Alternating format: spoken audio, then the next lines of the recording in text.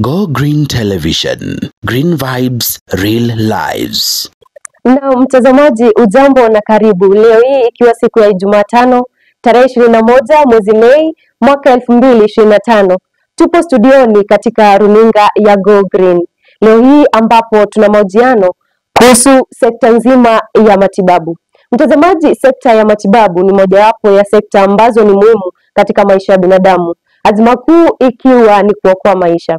Kulingana na utafiti wa shirika la afya duniani WHO, wameweza kueleza kuwa asilimia 88 ya watu wanapendekeza na pia kutumia dawa za asilia ambazo zinatokana na mitishamba, huku asilimia 40 ikitumia dawa zinazotoka hospitalini. Leo hii tunao wahudumu wa afya ambao wanauza madawa ya kiasili au ya mitishamba, ambao hapa studioni ambao tunakuwa na mahojiano maalum kuhusiana na maelezo yote kuhusu na dawa zao ambazo wanaweza kuziuza.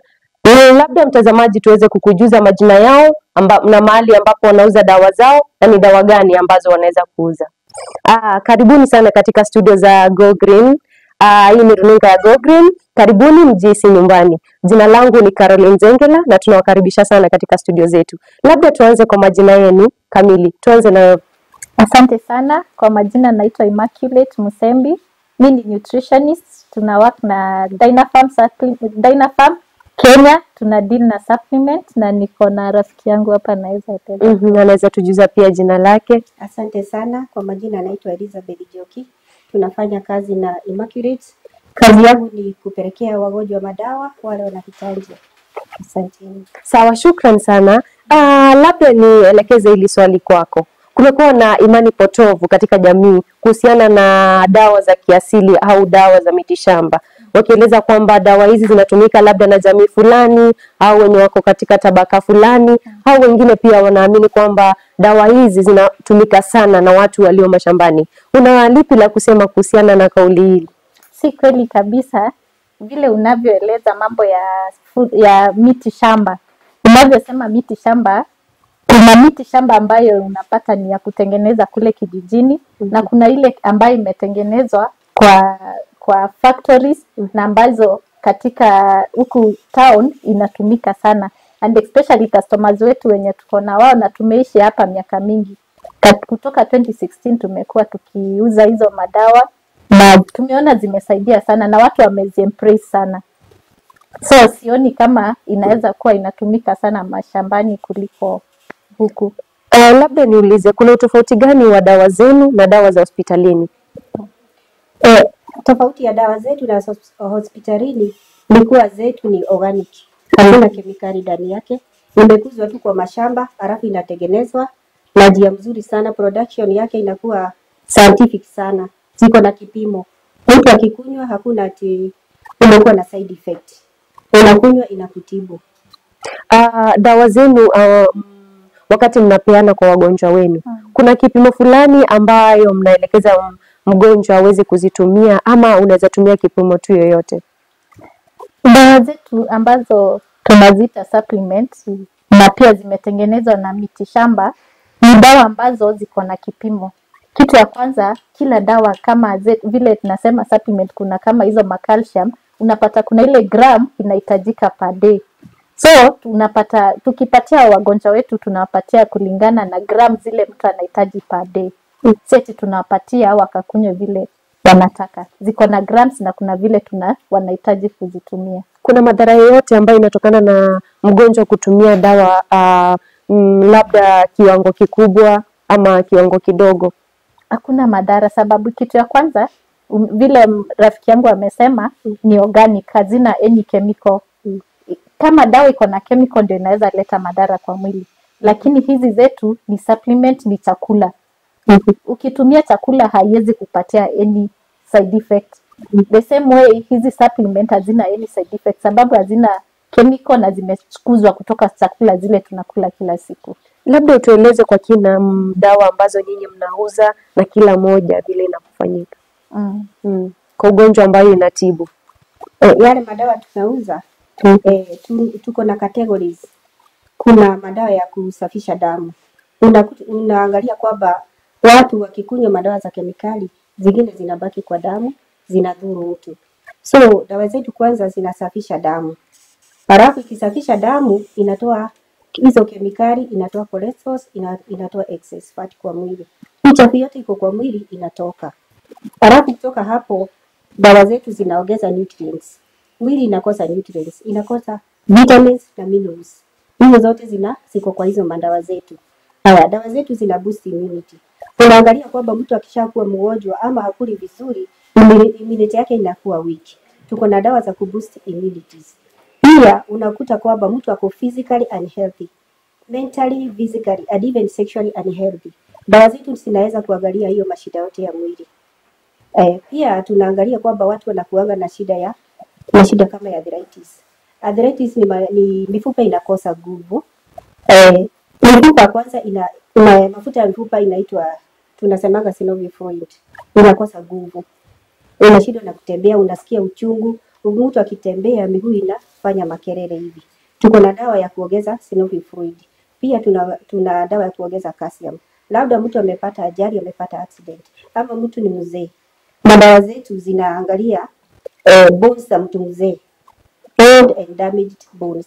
Alafu hizo bones zina grow. Kawaida bones zina grow. Iwe ni mzee, iwe ni mtoto mdogo, zina grow. Tunapatia calcium ya kuongeza nguvu. Alafu pia unakuta kwamba mifupa inaharibiwa na uric acid. Hizo dawa nimewambia ya kusafisha damu, kunazo zinatoa uric acid. Tuseme mtu amekuwa akikula nyama sana, anapata gout, anakuwa na uric acid. Hizo madawa zinaenda kutoa uric acid. Unaangalia kwamba huyu mtu akikunywa hizo madawa, arthritis inaisha. Saa ingine arthritis mtu anaenda anadungwa shindano, anaambia hiyo ugonjwa utaishi kukunywa painkiller. Zetu hukunywi painkiller. Tunakupatia kulingana na vile dosage inafaa kuwa, unakunywa na unapona kabisa. Arthritis watu wanapona. Labda uweze kutueleza kwa majina. Kwa mfano umeweza kusema kuna dawa ya kuosha damu, kuna dawa ya kutengeneza mifupa, nguvu. Labda uweze kutueleza kwa majina. Tuko na dawa inaitwa alfalfa. Alfalfa imetengenezwa na mmea inaitwa alfalfa. Na dawa zetu kulingana na vile zimepewa majina ni kulingana na ile mtu imetengeneza hiyo dawa. Alfalfa inatengeneza hiyo dawa inaitwa chlorophyll. Hiyo dawa kuna ingine inaitwa wheatgrass. Wheatgrass nayo kazi yake, tuko na detox ya aina mingi. Tuko na aina ine ya detox. Hiyo alfalfa ni general detox. Tuko na wheatgrass. Wheatgrass nayo ni colon cleanser. Unaangalia kwamba mtu akikula chakula saa ingine sturi inabaki kwa tumbo. Hiyo wheatgrass ni ya kusafisha colon. Sasa hakuna kitu inabaki kwa tumbo. Ndio digestion inakuwa easier. Pia hiyo wheatgrass inasafisha, inatengeneza acidic environment ya mwili, ya alkaline. Alafu tuko na ingine inaitwa garlic. Garlic, unajua kwamba garlic inajulikana kwa kutibu. It's antibiotic. Mtu akiwa na shida kama infection, garlic ni nzuri sana kwa infection. Pia tuko na dawa ingine inaitwa igano. Hiyo jina igano imetoka kwa manufacturer. Hiyo gano is a kind of a mushroom. Nayo ni detox. Inashughulikia maneno kama kifua, asthmatic, infection, virus, na hata bacteria. Kwa hivyo tuko na categories ine ya madawa ya kudetox. Asante. Sawa, shukran. Labda nielekeze swali kwako. Yes. Unahakikishaje usahihi wa dawa unapopea mgonjwa, yani the right prescription? Okay, kitu ya kwanza vile nimesema ama nutritionist. So niko kwa my field ya nutrition cause dawa zetu ni supplement. Number 2, kulingana na vile nimekaa pale, niko na experience ya kujua ni product gani ambayo inaweza tibu magonjwa. Na pia kulingana na vile mgonjwa amekuja ametueleza shida yake. So tunajua ni nini tunapaswa kumpea na dosage na anapaswa kukunywa miezi ngapi. Vile amesema kuna magonjwa mingi ambayo hospitali pia unapata mtu ako nayo ametumia dawa for long na kina imsaidii. Seti ya kwamba imsaidii, unapata kuna some other minerals ambazo mwili imekosa yenye inafanya akitumia dawa za hospitali bila iwezi fanya. So kuna magonjwa mingi ambayo tunadeal nayo, tuna pressure tunadeal nayo, diabetic pia tunadeal nayo, mambo ya arthritis pia tunadeal nayo. Mambo yale kabisa yenye hospitali yenye ni chronic diseases, hizo tunadeal nazo vizuri. Labda alafu tukikuja kwa storage, yani hifadhi wa dawa. Unawezaje kuhifadhi dawa kwa njia ambayo ni salama? Kitu ya kwanza, dawa zetu vile tumesema ziko na expiry date. Number 2, vile zimetoka from the factory, wanajua vile zikikuwa stored mali si eti zetu mingi hatuweki kwa fridge. Sababu vile nimesema they are food supplements, ni chakula. So kuna ile duration ambayo inapaswa kuwekwa ndio ikuje kutoka kwa shelf. Nayo mingi by the time zinafika expiry tunapata tumezimaliza kwa shelf. Labda nikuulize mwenzangu, mmewahi pata mgonjwa ambaye amekuja na tatizo labda la kutumia dawa kwa njia isiyofaa na mlifanya nini? Akitumia dawa isiyofaa, kitu ya kwanza The wrong prescription. Akitumia the wrong prescription, tunampatia dawa ya kuosha hiyo madawa ile mdhuru. Tunamdetox. Mna dawa ambazo zinaosha hizo zingine? Ndio. Labda tutaje kwa majina. Tunampatia dawa ina detox. Inatoa hiyo chemicals zimekuwa lodged kwa mwili. Alafu tuseme kama sana mtu amekunywa kitu kama chakula baya. Tuseme food poisoning. Tunampatia hiyo dawa nimekwambia inaitwa chlorophyll. Chlorophyll akikunywa hiyo, saa ingine anaweza tapika. Akishatapika chochote kiko kwa tumbo inatoka. Alafu kama tumbo ilikuwa inauma inatuliza. Kwa sababu inaenda inatuliza ulcers. Kuna mambo mingi inasaidia kwa mwili. Tuseme kama vidoda, mtu anakuwa na ulcers kwa mwili. Tukimpatia hizo detox zetu, hizo ulcers zinatulia. Alafu baadaye tukiendelea na kumtibu, tunapatia kuna dawa zingine zinatibu vidoda kwa mwili. Tunaendelea tunapatia ile dozi inafaa. Labda nikuulize, ni changamoto gani mnazopatana nazo katika kazi yenu ya uuzaji wa madawa na matabibu? Asante sana. Tuko na challenges kadhaa ambazo tumepatana nazo. Kitu ya kwanza ni vile watu bado hawaja embrace dawa za kiasili, but vile tunaendelea na kuwa train na kuwafundisha, at least tunaona vile wanaendelea kuimprove. Number 2, challenge yenye tunapata nayo, unapata pia si cheap vile, they are a bit expensive. So unapata mtu amezoea pale kwenda kupata panado ya shilingi 20, hapa tunakuja tunamwambia bei niko juu kidogo. So unapata kuna hiyo challenge tunapata na customers. Lakini challenge ya kupata dawa tumepea mtu imeshindikana ni ngumu. Okay, na labda ni mambo gani ambayo mngeweza kupenda yaboreshwe katika sekta nzima ya matibabu nchini? Kitu ya kwanza, kuna ile watu waelimishwe, sababu health comes from you. Usigojee daktari akuja kueleze mashida yako. So kitu ile tungetaka sana waangalie ni ile kufunza watu kujiangalia kabla ugonjwa ijafika mahali izidie mtu. Na hizo check-ups, hata kama wewe si mgonjwa, unatilia maanani ile kwenda kufanyiwa check-up, at least ujue kama mwili yako iko sawa.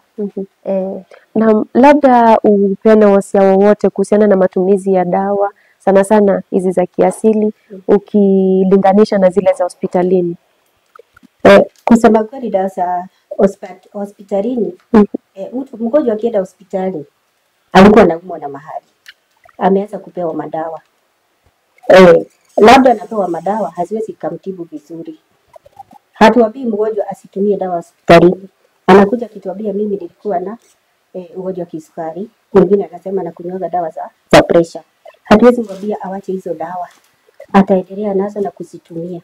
Tukimpatia hizi zetu, kwa sababu hizi zetu ni za kujenga mwili.